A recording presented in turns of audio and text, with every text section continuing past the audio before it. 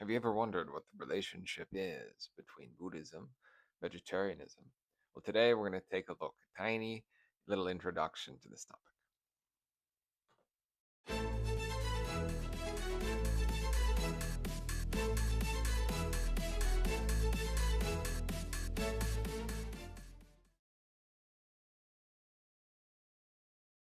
And welcome back to Threpticon. Today we're going to talk about the vegetarian teachings of Buddhism, or I should say some of them. Today we're just going to scratch the surface. Some key concepts. The first one is the major metaphysical concept, that of the transmigration of souls, karma. So when a person dies, depending on their actions, how they live their life, they'll be reincarnated, maybe as another person, maybe as a certain animal, maybe in some kind of adverse circumstance. I don't know, a caged chicken or something like this. Um, and this implying that the actions that you have during your life have consequences on your subsequent life, right? The soul is immortal. It goes through thousands upon thousands upon thousands of reincarnations, and these are all influenced by the ethical actions during one's lifetime. And therefore, I mean, these poor souls of these animals, you shouldn't eat them. I mean, um, for one, that's just bad. That's just harmful, right? And then that'll reflect poorly upon you. The other concept is asceticism. Um, we see this idea of discipline, right? Controlling the passions, controlling the appetites. Very important. And then something as mundane as smell becomes important. I mean, you want to smell good, so you want to eat foods that make you smell good.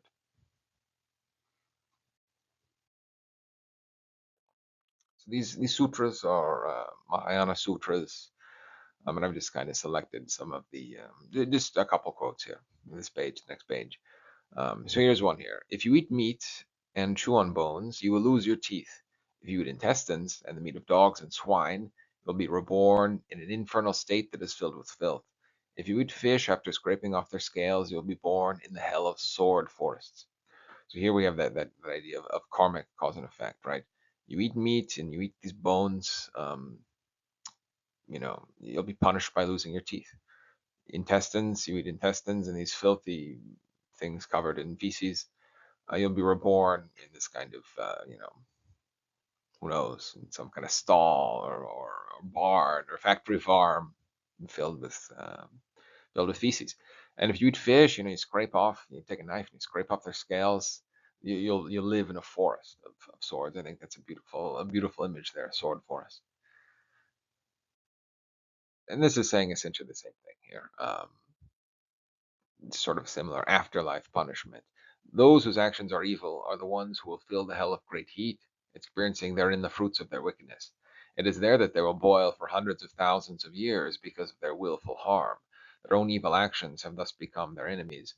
When they gain release, they will flee, searching for a protector, a refuge, or help. But in the distance, they will see packs of ravenous hounds, with jaws agape and teeth like sharpened diamonds, which race toward them and encircle them with their terrible baying. The denizens of hell will try to escape, but the hounds of hell will overtake and devour them whole, sinews and flesh, joint and bone, leaving nothing, not even a fragment the size of a mustard seed. Body and limbs will be completely eaten up, and this experience of being devoured by dogs will occur again and again. All this is said to be the result of killing living beings for the sake of enjoying their meat. So the major error here, the major sin, the major wrong is eating animals only for the sake of enjoyment, right? Oh, I eat for enjoyment. I like the taste of chicken. I like the taste of duck, so I kill these ducks, whatever. And here we have an inversion, right? So instead of an animal being hunted, it's the human being hunted by dogs, by animals, right? And you get to feel that, that adrenaline, that fear, that pain, that suffering yourself. So it's a beautiful, beautiful passage here. The fruits of their wickedness, right? They will boil, right? Like people boil meats. They boil lobsters alive. Who knows? So they'll boil for hundreds of thousands of years. And then this is very similar to the Greek action myth that we'll have to talk about on a later episode. But there's this hero that he looks upon the goddess of the hunts, Diana, and she turns him into a deer, right? And he gets hunted by his own hunting dogs. So once again, we have the same thing, kind of hunters turned into prey animals. So this kind of inversion. And then they get eaten up, right? Leaving nothing left, not even a fragment the size of a mustard seed. Beautiful, beautiful metaphor there. Or beautiful image, I should say. All right, moving on. We see, especially in Chinese Buddhism, restrictions against meat and the five pungent sort of, they're all alliums, right? Five pungent foods, herbs, garlic, onions, chives, scallions, leeks, right? They're all in the same family in the garden, and they smell terrible. I mean, this is true. This is true. You eat it, and people can smell you, and you want to avoid that. Same with meat. You know, how does that sulfur? All of them contain some discrete quantity of sulfur, and you know, your body odor and your sweat and your flatulence smells bad. You know, with meat and with these other things. Um, so they're restricted. So, according to this scholar, all this vegetarian leaning religious scripture is a later development. According to Mary L. Harrison, it is only centuries after the death of the Buddha that we encounter Buddhist texts that advocate a fully vegetarian diet. The majority of these texts, and by far the most influential, are Buddhist sutras that reflect the Mahayana goal of becoming a Buddha. In previous Buddhist schools, the goal is mainly individual awakening, becoming an arhat, and thus being liberated from the vast, unsupervised recycling plant that is the cycle of rebirth.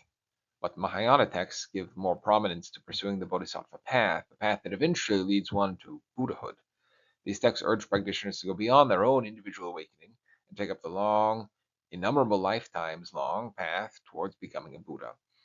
It is in these Indian Mahayana texts that we find the most arguments full of, we find most of the arguments for full vegetarianism, right? For complete vegetarianism on grounds of compassion. Well, maybe there's some argument there, whether it's compassion or whether it's like a self-serving compassion. Oh, this will help me, you know, attain my enlightenment, so I'm going to do it. Um, so there's an argument to be made there. Um,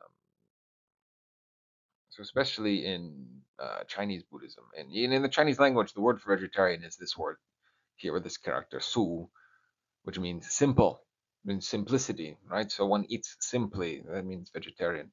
And take for example this Taiwanese nun, Tsai Zhe-chan, born in 1900, died 1958, gives a prominent place in her writing for vegetarianism as the basis of religious practice. In order to repay the debts of my parents, I devoted my life to religious training to become Buddha's disciple in solitude since I was 16 years old. A bonsai tree appears, a bonsai seed, a great mirror is free from dust, and change does require wiping. When I am searching for the flavor, true nature of Chan, I found it to be similar to the flavor of the Wei, Dao.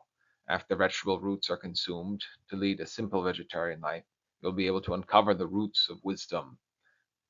So there's a lot of punning going on there, right? After you eat roots, you know, who knows, potatoes, carrots, you reap the roots of wisdom. Um, So that's interesting there, and we have some references to Taoism, to the way, um, and a kind of purification that comes along with eating only plain food, simple food, i.e., vegetarian, vegan food. All right, with that we conclude for today, um, and I'll see you all next time. Thank you very much.